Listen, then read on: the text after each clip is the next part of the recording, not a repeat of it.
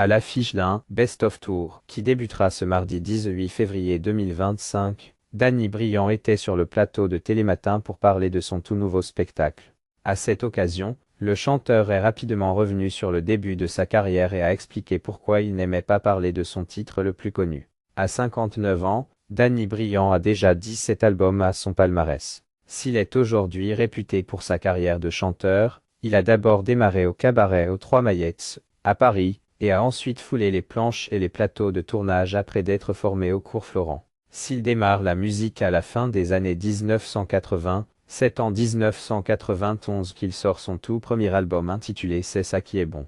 Celui-ci lancera sa carrière dans la musique et fera de lui l'un des chanteurs les plus connus en France. D'ailleurs, c'est dès son premier disque que Danny Briand a décollé grâce à son tube Suzette. Alors qu'il s'apprête à débuter une nouvelle tournée à partir du 18 février 2025, inspirée par les années 1970, il était invité à en parler sur le plateau de Télématin.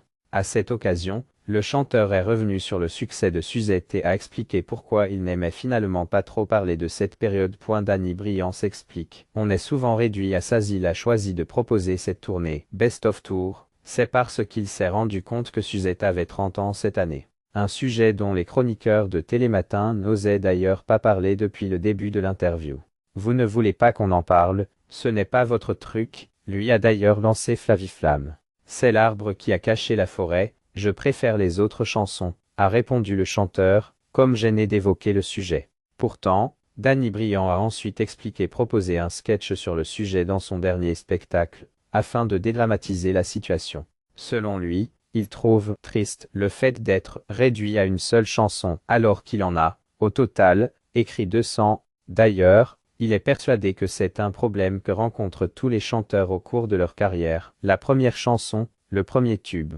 On est souvent réduit à ça, déplore-t-il. Cette fois-ci, l'ancien danseur de cabaret tient à renouer avec la danse qu'il avait un peu mise de côté pendant sa tournée hommage à Charles Aznavour. J'ai renoué avec la danse et je crois que le public aime beaucoup partager. Et je crois que la danse est un très bon partage, a-t-il conclu.